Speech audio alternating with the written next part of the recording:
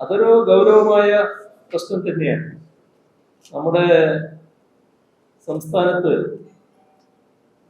സാധാരണഗതിയിൽ സംഭവിക്കാൻ പാടില്ലാത്ത ഒരു കാര്യമാണ് ഈ റിയാസ് മൗലവി കേസിൽ സംഭവിച്ചിട്ടുള്ളത്. ഇവിടെ 2017 മാർച്ച് 20 അർദ്ധരാത്രിയാണ് അവിടെയുള്ള ചൂരി പഴയ ജുമാ മസ്ജിദിനോട് ചേർന്നുള്ള താമസ സ്ഥലത്ത് വെച്ച് കുടക് സ്വദേശിയും കാസർഗോഡ് പഴയ ചൂരി പള്ളിയിലെ മദ്രസ അധ്യാപകനുമായിരുന്ന റിയാസ് മൗലവി കൊല്ലപ്പെടുന്നത്. അതുമായി ബന്ധപ്പെട്ട് ബേക്കൽ പോസ്റ്റൽ സർക്കിൾ ഇൻസ്പെക്ടറാണ് ആദ്യം കേസ് അന്വേഷണം. കാസർഗോഡ് പോലീസ് സ്റ്റേഷനിൽ അതുമായി ബന്ധപ്പെട്ട FIR രജിസ്റ്റർ ചെയ്തു. അന്ന് തന്നെ കേസ് അന്വേഷണം സ്പെഷ്യൽ ഇൻവെസ്റ്റിഗേഷൻ ടീമിനെ ഏൽപ്പിച്ചു. അതിന്റെ നേതൃത്വം Kannur crime branch SP doctor Srinivasan IPS നേതൃത്വത്തിലുള്ള സംഘം. അവരാണ് പിന്നീട് കേസ് അന്വേഷണം നടത്തിയത്. നമ്മൾ കാണേണ്ടത് എത്ര ജാഗ്രതയോടെയാണ് അതിൽ ഇടപെടൽ നടന്നത്. ഈ സംഭവം നടന്ന് 96 മണിക്കൂറുകൾ തികയും മുൻപ് 23/3/17 3 പ്രതികളെയും അന്വേഷണ സംഘം അറസ്റ്റ് ചെയ്തു. അവിടെ തീരുന്നില്ല. ആ പറഞ്ഞ 23-ാം തീയതി മുതൽ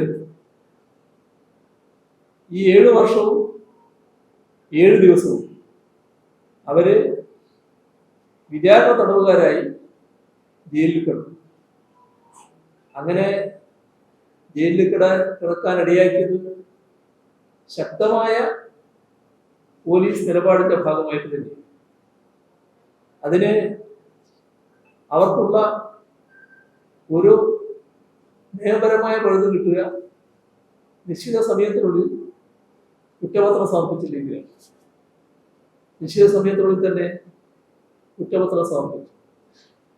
പല ഘട്ടങ്ങളിലായി ഇവര് ജാമ്യത്തിന് വേണ്ടി ശ്രമിച്ചു.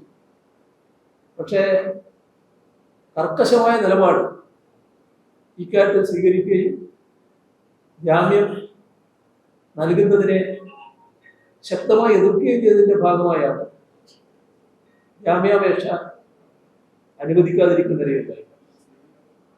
ഇവിടെ കുറ്റം നടന്ന് 85-ാം ദിവസം കുറ്റപത്രം സമർപ്പിക്കാൻ അന്വേഷണ സംഘത്തിന് കഴിഞ്ഞിട്ടുണ്ട്.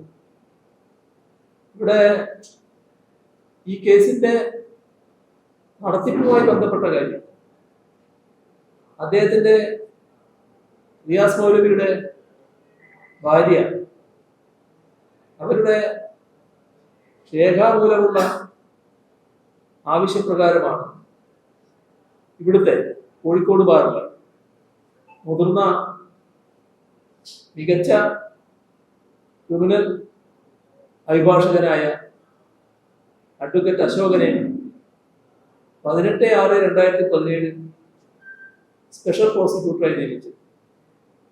നല്ല രീതിയിലാണ് ആ കേസ് നടത്തി വന്നത്. മാത്രമല്ല ഇവിടെ മതസ്പർദ്ധ വളർത്താനുള്ള കുറ്റകൃത്യമാണ് നടന്നത്. ഇക്കാര്യത്തിൽ സർക്കാരിനോട് അത് കുറ്റപത്രത്തിൽ ചേർക്കാനുള്ള അനുമതി തരും.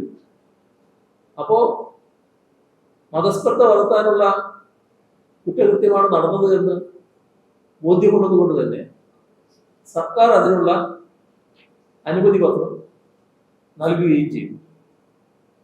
ഇവിടെ കാണേണ്ട കാര്യം സാക്ഷികളായി 97 പേര് 375 രേഖകൾ.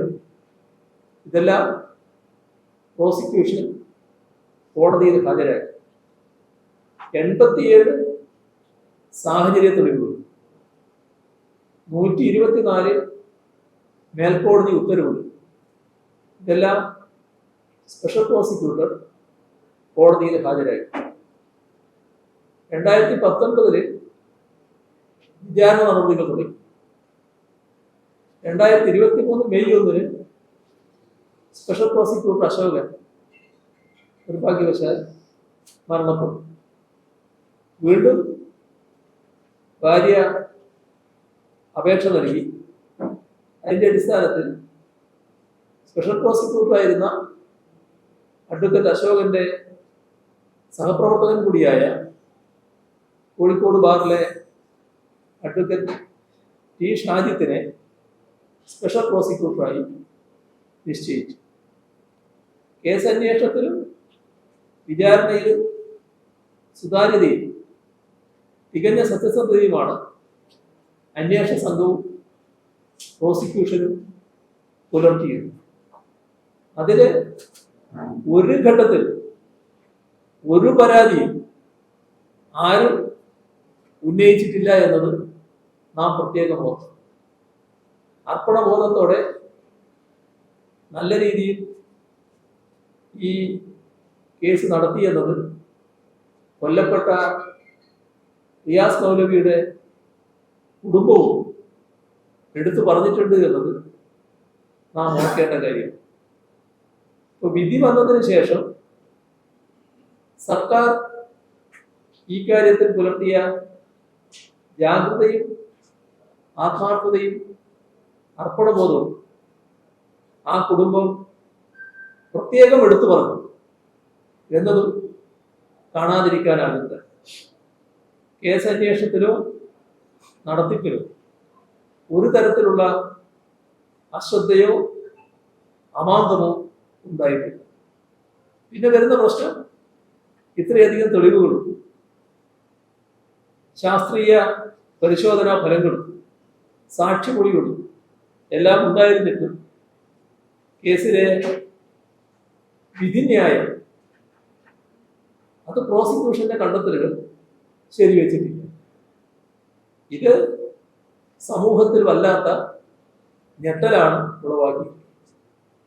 റിയാസ് മൗലവിയുടെ ഘാതകർക്ക് അർഹമായ ശിക്ഷ ഉറപ്പാക്കാൻ സർക്കാർ പ്രതിജ്ഞാബദ്ധമാണ്.